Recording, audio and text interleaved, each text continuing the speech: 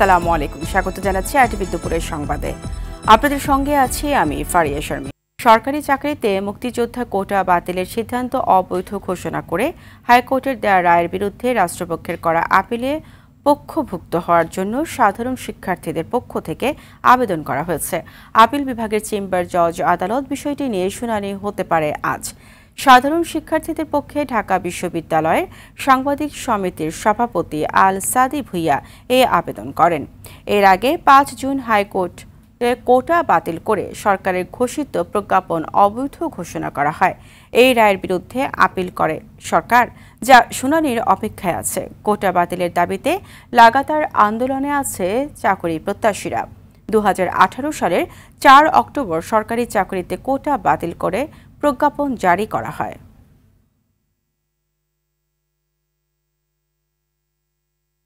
এদিকে কোটা বাতিলের দাবিতে এক দফা কর্মসূচি বাস্তবায়নের লক্ষ্যে নতুন কর্মসূচি ঘোষণা করেছে বৈষম্য বিরোধী ছাত্র সমাজ। আজ সারা দেশে বিভিন্ন বিশ্ববিদ্যালয় ও গুরুত্বপূর্ণ স্থানে গণসংযোগ করছে আন্দোলনকারীরা। কাল সারা দেশে সর্বাত্মক ব্লকেট কর্মসূচি পালন করবে। গতকাল দিনভর ঢাকা ও বিভিন্ন বিভাগীয় শহরে বাংলা ব্লকেট কর্মসূচি পালন করে আন্দোলনকারীরা।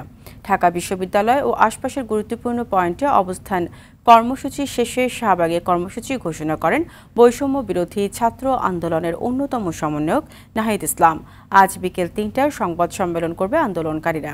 ব্লকেটের ফলে গতকাল দুপুরের পর থেকে রাত ১১টা পর্যন্ত রাজধানীতে ভয়াবহ যানজট দেখা দেয়। দুর্ভোগে পড়েন সাধারণ মানুষ।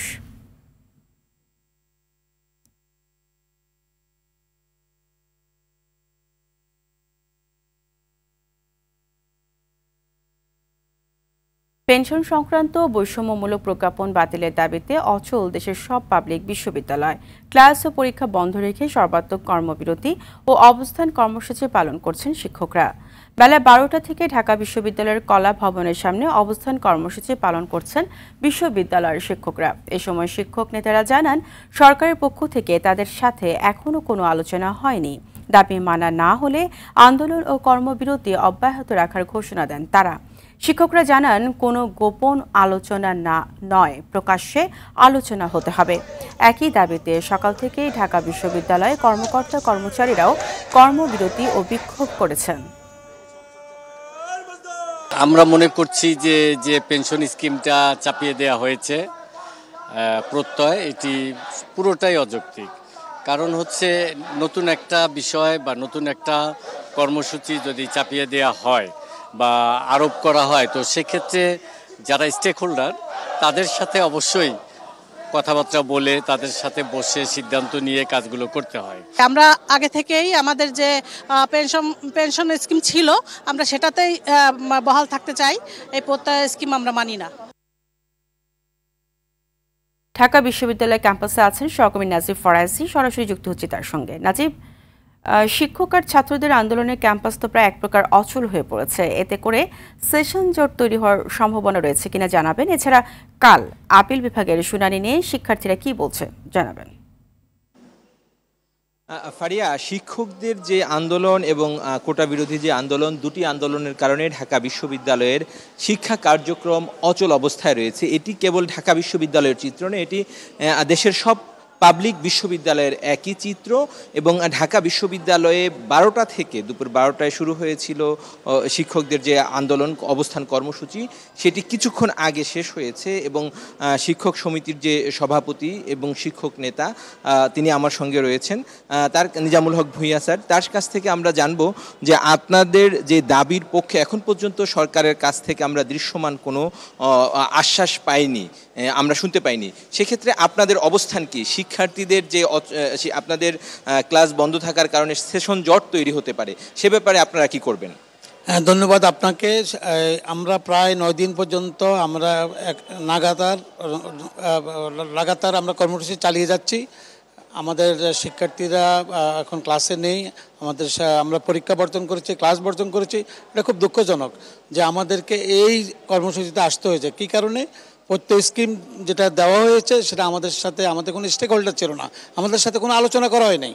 তারপর প্রত্যেক স্কিম দিয়েছে। আমাদেরকে সুপার গ্রেড দেওয়ার কথা ছিল, আজ থেকে 9 বছর আগে সিদ্ধান্ত হয়েছে, সেটা পাইনি। একটা স্বতন্ত্র বেতন স্কেলের জন্য সরকারের 2008 সালে দিনবদলের সনদে দেওয়া হয়েছিল। 2010 সালের আমাদের যে শিক্ষার যে কমিশন হয়েছিল সেখানেও বলা হয়েছিল যে আমাদেরকে স্বতন্ত্র বেতন স্কেল দিবে। 3টা দাবিতে আমরা শিক্ষকরা প্রায় বাংলাদেশের 16,500 শিক্ষক 40টি বিশ্ববিদ্যালয় একযোগে আমরা আন্দোলন করে যাচ্ছি। কিন্তু আপনাদের আন্দোলনের কারণে তো সেশন জট হওয়ার ঝুঁকি তৈরি। আমরা এই ব্যাপারে খুবই দুঃখিত যে এদের দায় কি আমরা নেব, এদের দায় নিব যারা এই প্রত্যয় স্কিম, যারা সরকারের ভিতর থেকে যে কাজটি করেছেন তারা এটার জন্য দায়ী। তবুও আমরা একজন অভিভাবক হিসাবে আমরা আমাদের শিক্ষার্থীদেরকে অতিরিক্ত ক্লাস নিয়ে পরীক্ষা নিয়ে আমরা যখনই আমাদের কর্মসূচি প্রত্যাহার করব, আমাদের দাবি পূরণ হবে, আমরা সেটা পুষিয়ে নিতে পারবো। ধন্যবাদ স্যার আপনাকে। আরেকটি বিষয় হচ্ছে কোটা বিরোধী যে আন্দোলন চলছে, তারা কিন্তু আজকে বিকেলে সন্ধ্যা 6টায় তারা ঢাকা বিশ্ববিদ্যালয়ের লাইব্রেরির সামনে তারা এখানে অবস্থান গ্রহণ করবেন এবং তারা সেখানে সংবাদ সম্মেলনের মাধ্যমে তাদের পরবর্তী কর্মসূচি জানাবেন এবং তারা আজকে যে জনসংযোগ কর্মসূচি চালাচ্ছেন সেটি তারা বিকেলেও চালাবেন। তো এই ছিল আমার কাছে ফারিয়া ঢাকা বিশ্ববিদ্যালয় থেকে কোটা ও শিক্ষক আন্দোলনের সবশেষ খবর। নাজিব, আপনাকে ধন্যবাদ। শিক্ষক ও শিক্ষার্থীদের অরাজনৈতিক আন্দোলনে উস্কানি দিচ্ছে বিএনপি। এ ব্যাপারে সবাইকে সতর্ক থাকার আহ্বান জানিয়েছেন আওয়ামী লীগ সাধারণ সম্পাদক, সড়ক পরিবহন ও সেতুমন্ত্রী ওবায়দুল কাদের।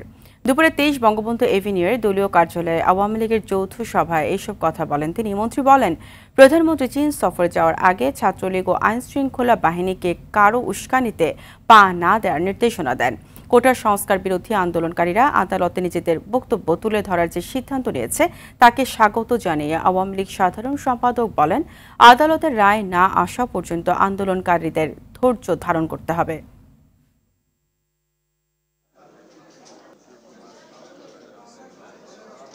শিক্ষকদের আন্দোলনও অরাজনৈতিক এবং শিক্ষার্থীদের আন্দোলনও অরাজনৈতিক। এই অরাজনৈতিক আন্দোলনে বিএনপি এবং তাদের সমমনস্কদের রাজনৈতিক সমর্থন বিষয়টা নিয়ে আমাদের ভাবতে হবে। অশুভ তৎপরতা সম্পর্কে আমাদেরকে সতর্ক পাহারায় থাকতে হবে। পিএসসির অধীনে অনুষ্ঠিত সরকারি চাকরির পরীক্ষায় প্রশ্ন ফাঁস নিয়ে এবার মুখ খুললেন প্রতিষ্ঠানটির চেয়ারম্যান মোহাম্মদ সরওয়ার হোসেন। দুপুরে আগারগাঁও কর্ম কমিশন ভবনে প্রশ্ন ফাঁস নিয়ে সাংবাদিকদের সঙ্গে কথা বলেন তিনি। দাবি করেন, যে প্রক্রিয়ায় চূড়ান্ত পর্যায়ে প্রশ্নপত্র পাঠানো হয় সেখানে ফাঁস করার সুযোগ খুব কম। তারপরও বিষয়টি নিয়ে তদন্ত হচ্ছে। যদি কারো সম্পৃক্ততা পাওয়া যায় সর্বোচ্চ ব্যবস্থা নেওয়া হবে। গেল 5 জুলাই রেলওয়ের পরীক্ষা ছাড়া যেসব পরীক্ষা নিয়ে প্রশ্ন উঠেছে সেগুলো প্রমাণিত হলেও আইনজীবীদের সঙ্গে কথা বলে সিদ্ধান্ত নেওয়া হবে। দীর্ঘদিন পর বাতিলের বিষয়টি জটিল বলেও অকপটে স্বীকার করেন তিনি। তবে পিএসসি চেয়ারম্যান যখন সংবাদ সম্মেলন করছিলেন তখনও এসব পরীক্ষা বাতিলের দাবিতে পিএসসি ভবনের সামনে বিক্ষোভ করছিলেন ওইসব পরীক্ষায় অংশগ্রহণ করা চাকরি প্রার্থীরা। পরীক্ষা বাতিলের দাবিতে নিজেদের অনড় অবস্থান প্রকাশ করেন।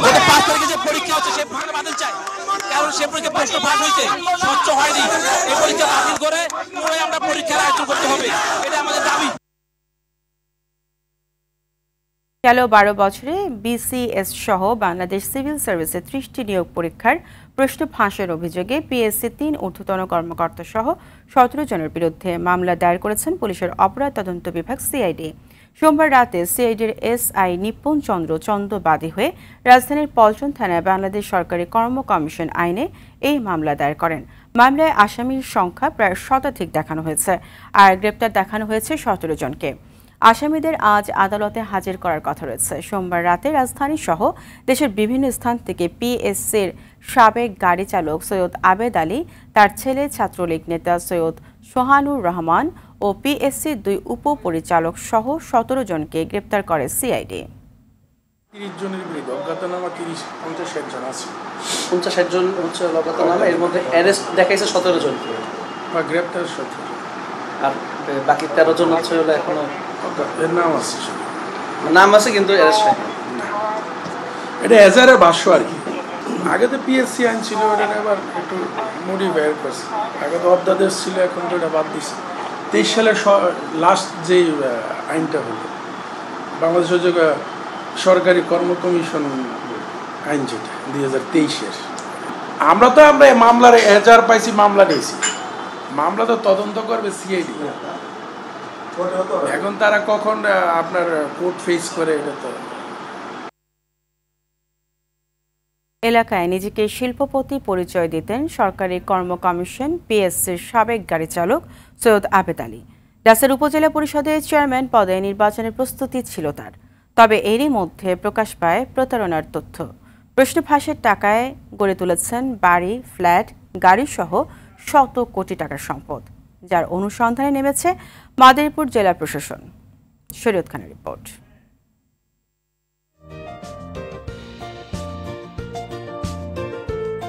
মসজিদের মিম্বারে দাঁড়িয়ে মুসল্লিদের উদ্দেশ্যে দিচ্ছেন বক্তব্য। আসন্ন উপজেলা নির্বাচনের জন্য ভোটও চেয়ে বেড়াচ্ছেন মানুষের দাঁড়ে দাঁড়ে। এখন কি অনেক ক্যান্ডিডেট আছে হাজার হাজার কোটি টাকার মালিক, আমরা তো আমি ছোটখাটো ব্যবসা এই করতে আমি হাজার হাজার কোটি টাকার মালিক না। নিয়মিত দান খয়রাতও করতেন এলাকায়, দামি গাড়ি হাঁকিয়ে বাবাকে দান খয়রাতে সহায়তা করতেন বাবা ভক্ত ছেলেও। আবার এসব দান খয়রাতের ছবি নিয়মিত যোগাযোগ মাধ্যমেও দিতে ভুলতেন না। ছোট দোকান মানে এদিকে বলছিলাম সরকারি কর্ম কমিশন পিএসসির সাবেক গাড়ি চালক সৈয়দ আবেদ আলীর কথা, যিনি 8 বছর বয়সে জীবিকার তাগিদে ঢাকায় আসেন, শুরু করেন কুলির কাজ। সেই মানুষটি আজ এলাকায় পরিচয় দিয়ে বেড়ান শিল্পপতি হিসেবে। চাকরিরত অবস্থায় পরিচয় দিতেন সচিবালয়ের কর্মকর্তা হিসেবে, আর চাকরি ছাড়ার পর কখনো আবাসন ব্যবসায়ী, কখনো বা চাল ব্যবসায়ী।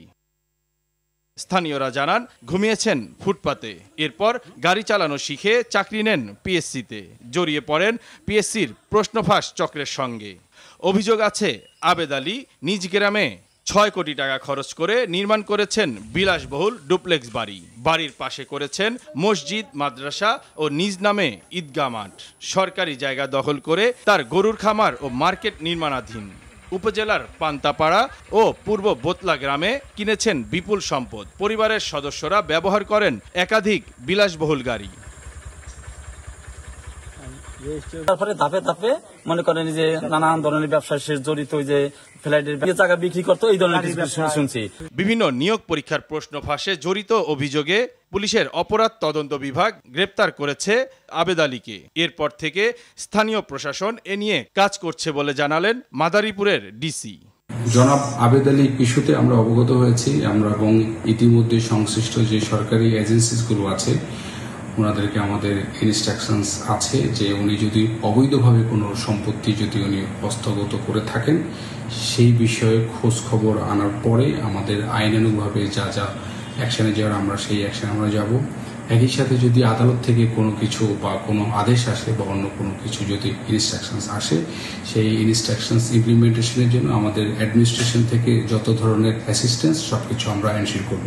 আবেদ আলীদের এসব গল্প কুলি থেকে কোটিপতি হওয়ার বাংলা সিনেমার গল্পকেও যেন হার মানাচ্ছে। শরীয়ত খান, RTV, ঢাকা। জ্ঞাত আয়ে বহির্ভূত সম্পদ অর্জনের অভিযোগে চট্টগ্রাম নগর পুলিশের অতিরিক্ত উপ কমিশনার কামরুল হাসান ও তার স্ত্রীর স্থাবর অস্থাবর সম্পদ ক্রোকের আদেশ দিয়েছেন আদালত। দুর্নীতি দমন কমিশনের আবেদনের ভিত্তিতে চট্টগ্রামের মহানগর দায়রা জজ জেবুন নেসা এই আদেশ দেন। দুদকের অভিযোগ, পুলিশ কর্মকর্তা কামরুল হাসানের 9,73,22,044 টাকার এবং তার স্ত্রী সায়মা বেগমের 1,62,85,188 টাকার সম্পদের কোনো বৈধ উৎস মেলেনি। কামরুল হাসান বর্তমানে চট্টগ্রাম নগর পুলিশের অতিরিক্ত উপ কমিশনার পদে আছেন। চীনা ব্যবসায়ীদের বাংলাদেশে বিনিয়োগের আহ্বান জানিয়ে প্রধানমন্ত্রী শেখ হাসিনা বলেছেন, বাংলাদেশে বিনিয়োগের সবচেয়ে উপযুক্ত সময় চলছে, যার পুরোটা কাজে লাগাতে পারেন ব্যবসায়ীরা। স্থানীয় সময় সকালে দেশটির রাজধানী বেইজিংয়ের একটি হোটেলে বাংলাদেশ ও চীনের মধ্যে ব্যবসা বাণিজ্য ও বিনিয়োগ সুবিধা শীর্ষক সম্মেলনে এই আহ্বান জানান তিনি। এ সময় দুদেশের বাণিজ্য ঘাটতি তুলে ধরে বাংলাদেশ সরকার প্রধান বলেন, চীনের সঙ্গে রপ্তানি বাণিজ্য বাড়াতে চায় বাংলাদেশ। জানাচ্ছেন মারুফ রেজা। 4 দিনের চীন সফরের দ্বিতীয় দিনে বাংলাদেশ চীন ব্যবসায়ী ও বিনিয়োগ বিষয়ক সম্মেলনে যোগ দেন প্রধানমন্ত্রী শেখ হাসিনা। স্থানীয় শাংরিলা হোটেলে সম্মেলনটির যৌথ আয়োজক বাংলাদেশ বিনিয়োগ উন্নয়ন কর্তৃপক্ষ, Bangladesh securities and exchange commission এবং China council for the promotion of international trade. সম্মেলনের প্রধান অতিথি হিসেবে দেশে বর্তমান বিনিয়োগ পরিবেশ তুলে ধরেন প্রধানমন্ত্রী। একই সঙ্গে চীনা ব্যবসায়ীদের বাংলাদেশের প্রধান সেক্টরগুলো বিবেচনায় নিয়ে বিনিয়োগের পরামর্শ দেন তিনি। It is time for us to explore new area of further collaboration. আমাদের অবকাঠামো, জ্বালানি ও লজিস্টিক্স সেক্টরে বিনিয়োগের অপার সুযোগ রয়েছে। এছাড়া আগামী সম্ভাবনাময় খাত তথ্য প্রযুক্তি, পর্যটন, কৃষি প্রক্রিয়াজাতকরণ শিল্প এবং উন্নয়ন খাতেও বড় ধরনের বিনিয়োগ করা যেতে পারে। আমরা নবায়নযোগ্য জ্বালানি, বর্জ্য ব্যবস্থাপনা এবং গ্রিন টেকনোলজিতে প্রচুর সুযোগ সুবিধা দিচ্ছি, আর এসব সুবিধা পুরোপুরি কাজে লাগাতে এখনই উপযুক্ত সময়।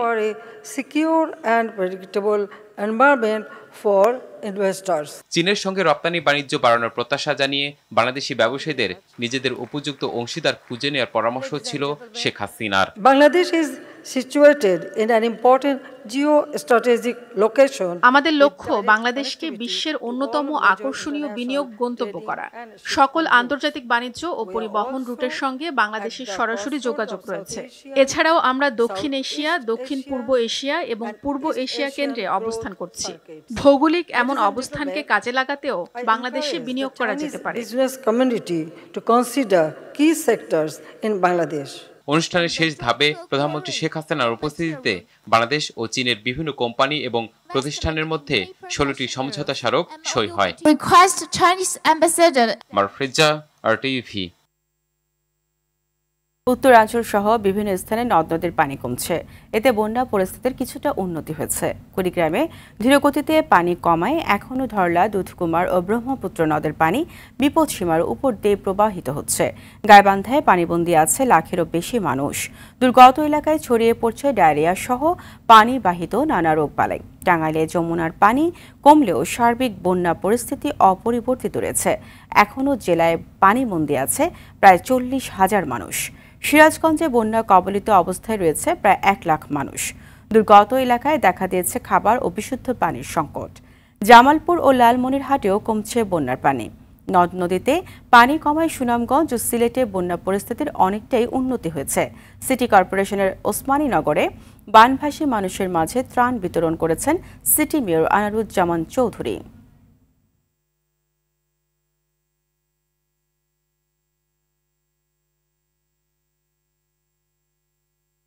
বন্যার কারণে স্থগিত থাকা সিলেট শিক্ষা বোর্ডের এসএসসি পরীক্ষা শুরু হয়েছে। সকালে তথ্য যোগাযোগ প্রযুক্তি বিষয় দিয়ে শুরু হয় পরীক্ষা। এই বোর্ডের সদর সুনামগঞ্জ, মৌলভীবাজার ও হবিগঞ্জের মোট 309টি প্রতিষ্ঠানের 82,795 জন শিক্ষার্থী এবার এইচএসসি পরীক্ষায় অংশ নিয়েছে। নিরাপত্তা জোরদারে কেন্দ্রের 200 গজের মধ্যে জনসাধারণের প্রবেশ নিষিদ্ধ করেছে সিলেট মেট্রোপলিটন পুলিশ। এছাড়া শহরের 28টি পরীক্ষা কেন্দ্রের আশপাশে সমাবেশ ও মিছিল করতেও নিষেধাজ্ঞা দেওয়া হয়েছে।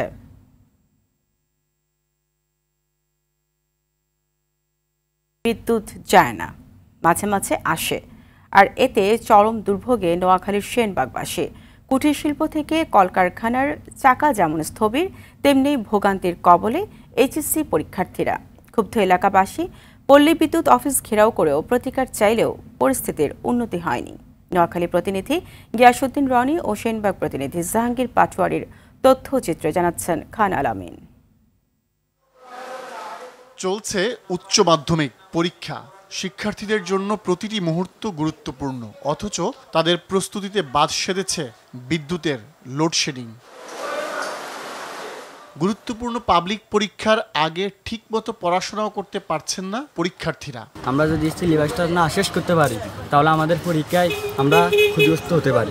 আমার সন্তান এইচএসসি পরীক্ষা দিচ্ছে, এইভাবে যদি বিদ্যুৎ ঘন্টার পর ঘন্টা যদি চলে যায় তাহলে এই ভোগান্তির শিকার এই ছেলে মেয়েরা, শিক্ষার্থীরা। বিদ্যুতের আসা যাওয়ায় দিনমজুর থেকে কর্মজীবী সবার জীবন ঘুরপাক খাচ্ছে ভোগান্তির চক্করে। নোয়াখালীর সেনবাগ উপজেলার একটি পৌরসভা ও 9টি ইউনিয়নের এ প্রান্ত থেকে ও প্রান্ত পরিস্থিতি একই। 24 ঘন্টার মধ্যে কোথাও 16, কোথাও 17 ঘন্টা বিদ্যুৎ থাকছে না। সেনবাগের পরিস্থিতি এতটাই নাজুক যে এলাকাবাসী বলেন এখানে বিদ্যুৎ যায় না, বরং মাঝে মধ্যে আসে। এখানে 24 ঘন্টার ভিতরে সর্বোচ্চ 2 থেকে 2.5 ঘন্টায় আমরা বিদ্যুৎ পাই। এর জন্য আমাদের কাজ কামও প্রোডাকশন হয় না। আমরা কি মানুষের ভিতরে আছি, না কিসের ভিতরে আছি আমরা এটা আসলে বোধগম্য না। তবে এই সমস্যাটা নিরসন হবে কবে? সামনের দিকে বিদ্যুৎ বিলের জন্য আমাদের কাছে যা মিটার রিডিং আলা যাইব, বিদ্যুৎ বিল রিডিং নিত, তখন আমরা এখানে বিদ্যুৎ রিডিং দিতে নিব না। চার্জ না দিতে পারলে রাস্তা তাইলে ভাঙা হয় না, এই কারণে সমস্যা। অসহনীয় লোডশেডিং এর কারণে বিক্ষুব্ধ হয়ে উঠেছে গ্রাহকরা। উপজেলার নবীপুর ইউনিয়নে বিদ্যুৎ অফিস ঘেরাও করে প্রতিকার চেয়েছে এলাকাবাসী, কিন্তু তাতেও কোনো সুফল মেলেনি। ভয়াবহ লোডশেডের কারণে গ্রাহকগণ অফিসে হামলা করে, সন্ধ্যার সময় এই ওভারঅল ভীতিকর সৃষ্টি করায় ইট পাটকেল মারি, গ্লাস ভেঙে। স্থানীয় জনপ্রতিনিধিরা ভোগান্তি নিরসনে পল্লী বিদ্যুতের দৃষ্টি আকর্ষণ করেছেন। আমাদের এখানকার বিদ্যুৎটা যেন আমাদের এই অঞ্চলের মানুষ তারা যেন সুন্দরভাবে পায়, তারা যেন প্রতিদিন তাদের যেন বিদ্যুতের যেন ঘাটতি না থাকে। পল্লী বিদ্যুতের এই সমস্যার অবিলম্বে এটার সমাধান চাই। এটা যদি খুব দ্রুত গতিতে সমাধান না হয় তাহলে সেনবাগের জনগণ, সর্বস্তরের জনগণ এই বিদ্যুতের বিষয়ে কিন্তু সবাই রাস্তায় নামার সমূহ সম্ভাবনা আছে। ব্যবসা গরমের সঙ্গে পাল্লা দিয়ে লোডশেডিং বাড়ায় সেনবাগের প্রায় 4 লাখ মানুষ সীমাহীন কষ্টে আছেন। খান আলামিন, RTV, ঢাকা। মানুষ ডামি সরকারের কাছে জিম্মি হয়ে গেছে অভিযোগ করে বিএনপি সিনিয়র যুগ্ম মহাসচিব রুহুল কবির রিজভী বলেছেন, জনগণকে শত্রুপক্ষ বানিয়ে সরকার বিদেশিদের উপর নির্ভর করে দেশ চালাচ্ছে। রাষ্ট্রযন্ত্র ব্যবহার করে শেখ হাসিনাকে বিএনপিকে ধ্বংস করতে চাইছে বলেও অভিযোগ করেন তিনি। দুপুরে নয়াপল্টনে দলের কেন্দ্রীয় কার্যালয়ে এসব অভিযোগ করেন রিজভী। যুদ্ধকর পরিস্থিতির মধ্যে দেশের মানুষ বসবাস করছে, এখানে মানুষের যে মানুষ হিসেবে তার যে অধিকারগুলো, সেই অধিকারগুলো এই ডামি সরকারের দখলদার সরকার এক এক করে সব অধিকারগুলো হরণ করেছে। মানুষ অধিকার বঞ্চিত। গণতন্ত্রে মানুষের যে অধিকারগুলো স্বীকৃত, সেই অধিকারগুলোকে যাতে মানুষ প্রয়োগ করতে না পারে তার জন্য রাষ্ট্রশক্তিকে এমনভাবে সাজিয়েছে যাতে শেখ হাসিনার ইচ্ছা পূরণ সম্ভব হয়। অর্থ আত্মসাতের অভিযোগের মামলায় কার্যক্রম বাতিল চেয়ে হাইকোর্টে নোবেলজি অধ্যাপক ডক্টর মোহাম্মদ ইউনুসের আবেদনের শুনানি বুধবার। মঙ্গলবার বিচারপতি মোহাম্মদ নজরুল ইসলাম তালুকদার ও বিচারপতি কাজী ইবাদত হোসেনের হাইকোর্ট বেঞ্চ শুনানির এই দিন ধার্য করেন। গতকাল ডক্টর মোহাম্মদ ইউনুস সহ 7 জন এই মামলাটি বাতিল চেয়ে হাইকোর্টে আবেদন করেন। গ্রামীণ টেলিকমের শ্রমিক কর্মচারীদের কল্যাণ তহবিলের 25 কোটি 22 লাখ টাকা আত্মসাতের অভিযোগে করা মামলায় নোবেলজয়ী অধ্যাপক ডক্টর মোহাম্মদ ইউনুস সহ 14 জনের বিরুদ্ধে বুধবার অভিযোগ গঠন করেন ঢাকার আদালত। বুধবার ঢাকার বিশেষ জজ আদালত 4-এর বিচারক সৈয়দ আরাফাত হোসেন অভিযোগ গঠনের এই আদেশ দেন। সেই সাথে শুনানির শুরুর জন্য আগামী 15 জুলাই দিন ধার্য করেন আদালত। দুপুরের সংবাদ এই পর্যন্তই। সবশেষ সংবাদ জানতে যে কোনো মোবাইল ফোন থেকে 24141 নম্বরে ডায়াল করুন। জেলার সংবাদ বিকেল 4:45টায় দেখার আমন্ত্রণ রইল। ধন্যবাদ সবাইকে।